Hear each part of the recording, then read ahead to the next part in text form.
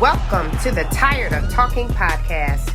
I am your host, Carmen Rozier, and this is the podcast where we talk about all the things we are tired of talking about that we want to put an action plan to. Come to the place where you can rediscover, recreate, and redesign your life. Let's get into it. Hello, beautiful people. Welcome to another episode of the Tired of Talking podcast. It's episode 12. This is so exciting to make these podcasts and just trek along here. And we are now at the 12th week. We are at episode 12. I'm having a great time doing this. Thank you for listening. I hope you have had an amazing, prosperous, productive week as I have. So today's message, I'm coming to you talking about as we are on track for the Believing in Better virtual conference that will be coming to you October 22nd. Stay tuned for those details. I want to focus in on the topic of depression and battling depression after divorce. As we approach the fourth quarter of the year, this is something that I want to pause and take time with because, like I said, we're coming up against what I call the trifecta of holidays. We have Halloween, Thanksgiving, and Christmas.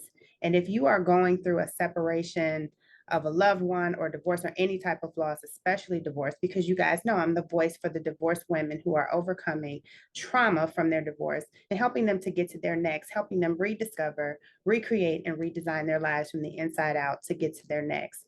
But when we talk about depression, this D word right here is very serious.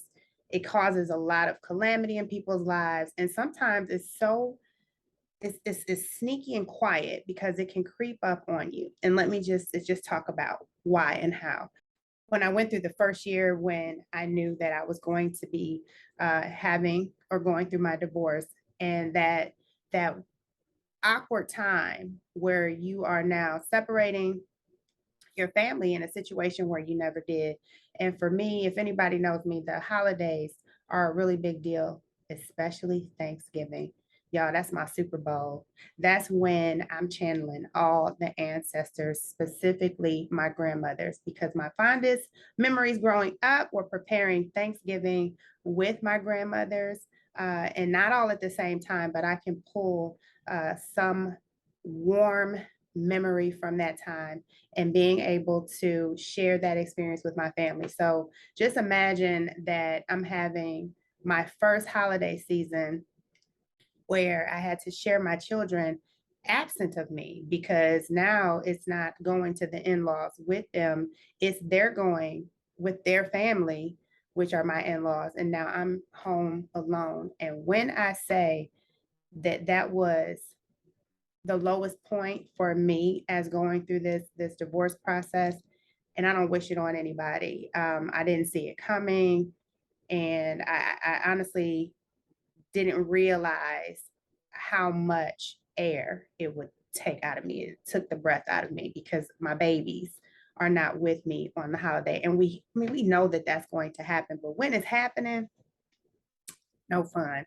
It's definitely a bad news bear. So I want to make sure that as I am helping women, that we take that part seriously, because that actually became the point of lost time for me, which was depression. So let's get into it.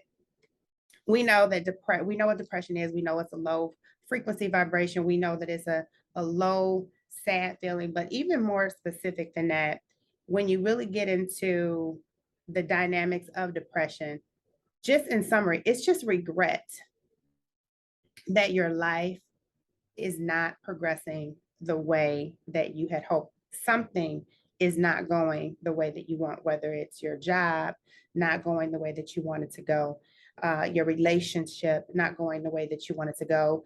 You know, you look in the mirror, you don't necessarily look the way that you want to look. And for my women, that's huge for us, because when we don't feel good, we don't look good. When we don't look good, we don't feel good. It goes hand in hand.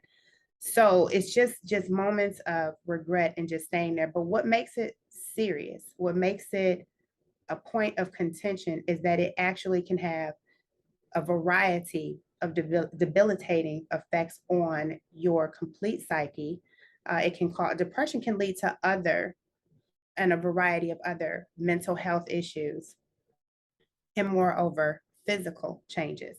Now, I'm a person, I am a high energy by nature person. You know, I am always on the go. There's always something to do on my calendar.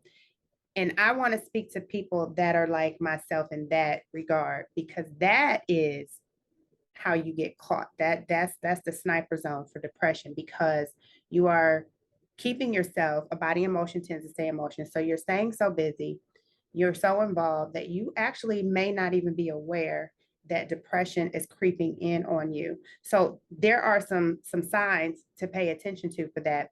For me, it was my health. Your emotions have and can have a direct effect on your health.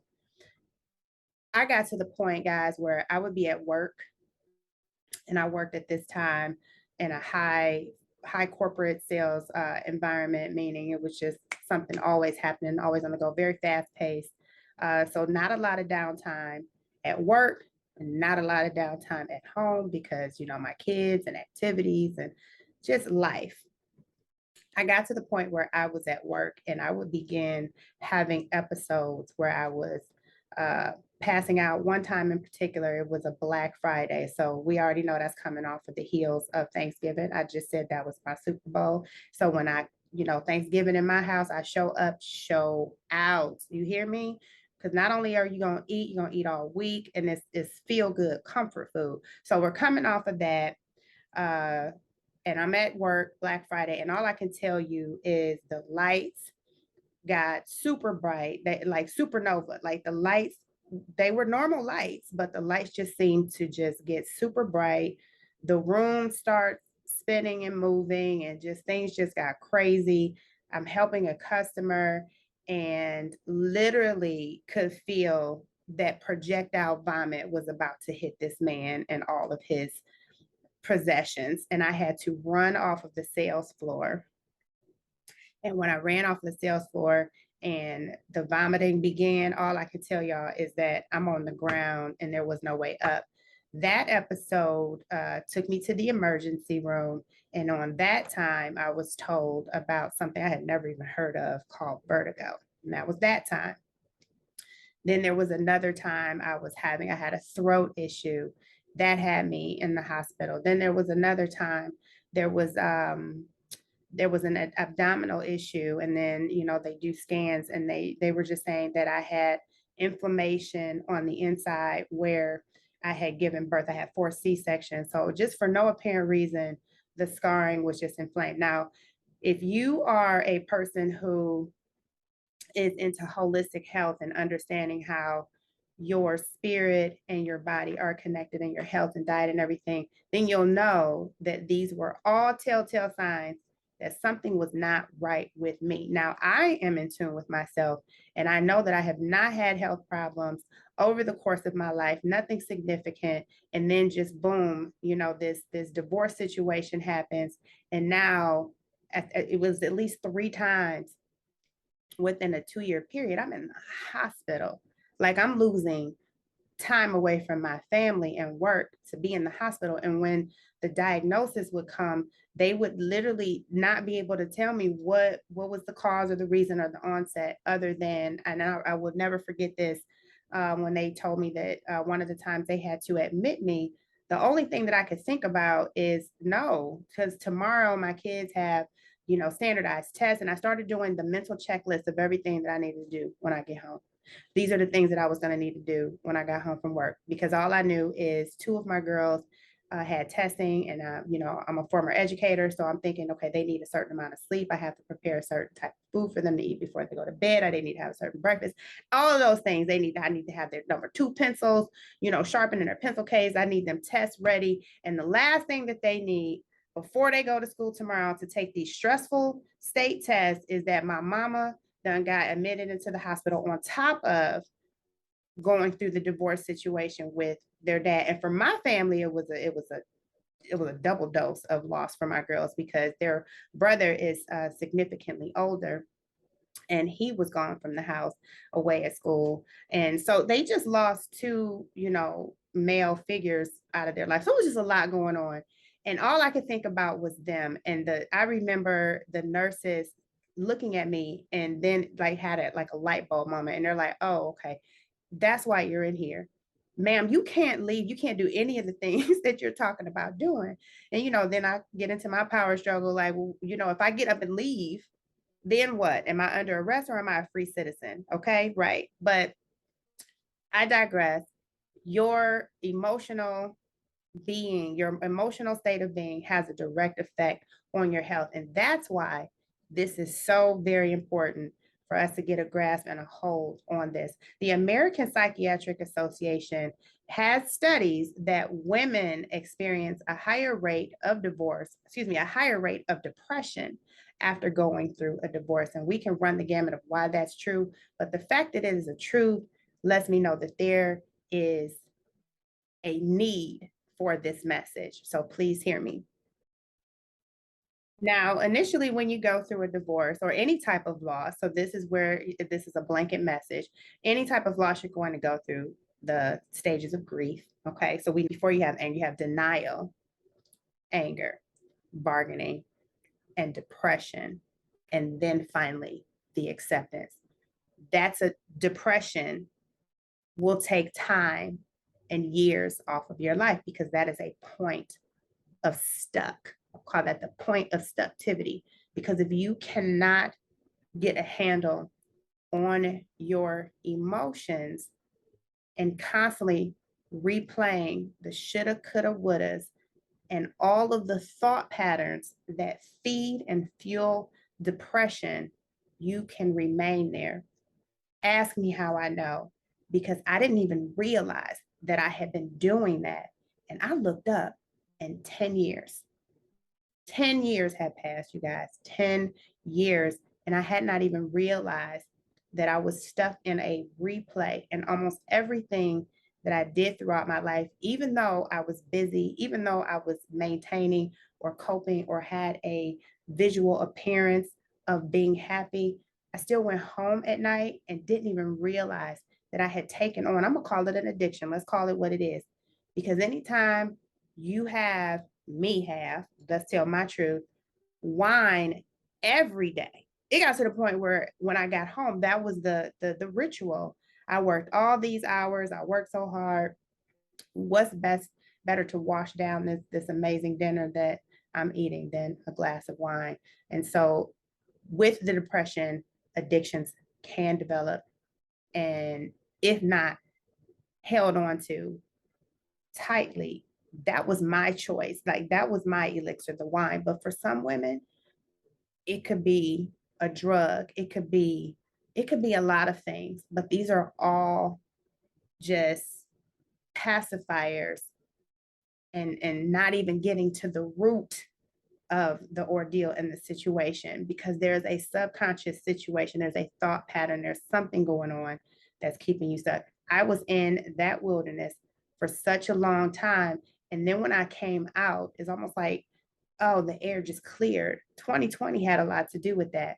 But when I came out of it and I took an examination of my life and just looking at where my goals and even my health, because what ended up happening is that it became almost commonplace after those first three health issues that I started noticing that some type of health concern was starting to get to me. And the last one was, I'll say it now, but I would not say it when they diagnosed me with it. I was diagnosed with osteoarthritis in both of my knees. And so at any given time, both of my knees would be completely inflamed and swollen. And I'm like, Carmen, you are like your textbook. You are becoming the middle-aged woman that's incrementally gaining 5 pounds here, 5 pounds there. But when you add up the time, that's 50 pounds, sis. And I have a small frame. And then you put that on my knees And then the knees affecting the back. And y'all, as you can go, the hip bone connected to that bone, that bone, that whole situation, it was a domino effect. And I started to see like, oh my, clutch my pearls. How did I get here? And how do I get out? And let's talk about it. Getting yourself out of the doldrums of depression, battling that depression, it's really going to be as simple as this. Right at the point of where you are, no matter what it looks like, how dark it is, how dank it is, no matter what, start to express gratitude. Start to express gratitude. For me, it was this.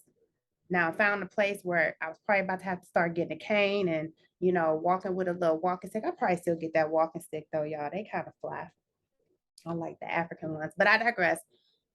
Start having gratitude for everything. Okay, yes, my knees are swollen, but sis over here or certain people that are in my immediate circle of friends and family, they had diagnoses that were more debilitating and they couldn't walk. So I am grateful that I can still walk. I am grateful for movement. I am grateful for breath in my body. I'm grateful just everything. I'm grateful. Let's come on, 2020. People weren't breathing. I'm grateful for every breath that I can inhale without effort and exhale and rejuvenate and revive my body. So just beginning to be grateful. I'm grateful for my children. Yes, they get on my nerves, but my God, 4 healthy, strong, smart, capable humans, and now 3 of them are grown. Girl, you did that. You had a hand in that. So just finding something to be proud about and grateful for and celebrate. And everybody has something. Start to have that gratitude. Write it down daily, because what's going to happen, like the word tells us, light and dark cannot inhabit the same place at the same time. So when you replace your gratitude, somewhere in there, maybe some negative thoughts, you might not even realize it. But as you begin to be intentional about positive thinking and positive affirmations and gratitude, it is going to overwrite any script of negativity. Trust me on that. And then we talked about health and diet. Now, this is kind of new. I knew it, but now I know it, that your diet has a direct effect. Not just diet, because some people don't like the word diet. I don't need a diet. I look at the food that you eat has an energy. Everything is energy. So what's the first thing we want to do as women? My truth, again, I'll tell my truth. My favorite pastime, chocolate chip cookies and ice cream. I said it. I could just sit there and eat that just all day.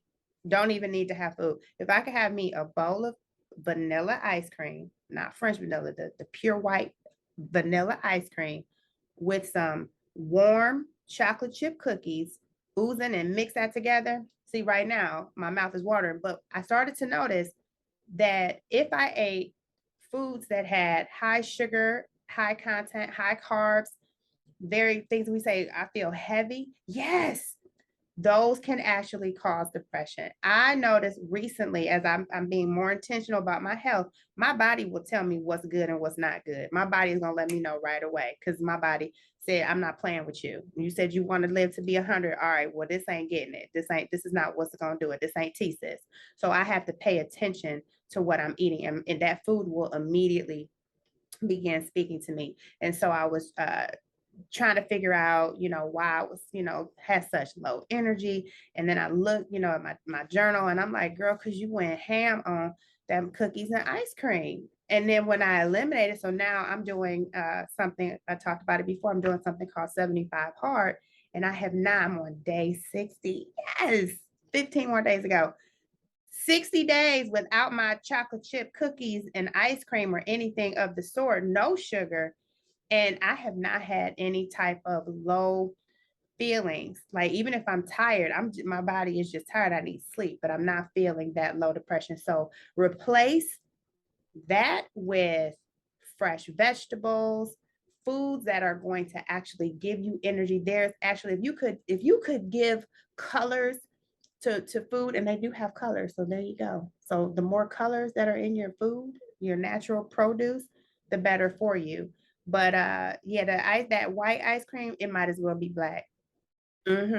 So exercise, put that with it. So I told y'all that the knees was trying to go early. And I say early because I'm not 50 yet. As far as I'm concerned, they got to be with me until I leave. And I don't plan on leaving here for another 50 plus years. So when I started to, a body in motion tends to stay in motion. When I started exercising and moving and doing that more frequently, the inflammation started to dissipate. And something that they don't want to tell you, in addition to the physical therapy that I was getting, which was nothing but going to the gym, and I have 2 gym memberships. So with that, they told me specifically what foods would agitate my inflammation or foods that cause inflammation. So I'll give you a secret tip. It was tomatoes and potatoes, which was fine for me because I can take or leave both of those. So I'm like, hey, I'm the one who, if fries come with the combo, I'm giving them to my kids anyway. So there's that. But paying attention to the exercise, and over the course of time, lo and behold, my knees stopped swelling. And now I'm going to get to the next point that helps with battling that depression is focus on others. Focus on a mission and a cause outside of yourself. If you ever want to feel good, that right there, when you do something for someone else and they really need it, and then you can see your purpose and your value to someone else, doing something for someone else and seeing someone else be happy makes me even more happy. So what helped with that exercise is beginning to be a coach, a run coach for an organization called Girls on the Run. Game changer, life changer, because I was battling the osteoarthritis, and now you have that, matched with, serving others. And in this case, it was little girls, and I have a heart for little girls because I used to be one. And helping these girls to deal with their emotions, because that's what the program's about, to deal with their emotions and help them to run a 5K. I ran my first 5K after not running for years, and I mean years. I ran a 5K with these girls because it was a mission outside of myself, and that was about 3 years ago. When I did 2.5 years ago, can't really see the time because it's a blur right now, but I've been running ever since. I have been running ever since. And not even just with the girls, just the feel good. And so now I said, glory be to God, because I feel like I got time back. I feel like I added years back to my body to my life, just by getting my body, my health, and my diet together. And overall, feeling amazing. Even on days that aren't so great, I feel great. And then finally, to battle that depression, seeking the assistance of others. You cannot do this by yourself. Other people and community is key. So I always recommend one-on-one therapy and counseling. And of course, because I have traveled through these troubled waters of divorce and depression, creating a community of like-minded women who have been there, done that, got the t-shirt, and want to offer that assistance to you, plug into that community, because now that's something that I do for other women. So I welcome you to my community. Please see my information at the bottom. Right now, that community is being developed inside of Instagram. So go ahead and share your information, and I'll be sure to make contact and email you. But if not me, plug into a community, a support group, and get yourself linked with other women, because no woman left behind. No woman left behind. And that's really all I have for you all today. I hope that this message lands safely in the mind, body, and heart of someone who needed it, because definitely this journey, we don't want to do it alone, and we can't do it by ourselves, and who wants to? And so we've all been there. It's okay to have that low place, but it's not okay to stay there. So this is Carmen. I'm signing off on you guys. You guys have an amazing rest of your week. And I look forward to connecting on next week with episode, my favorite number, 13. Be blessed.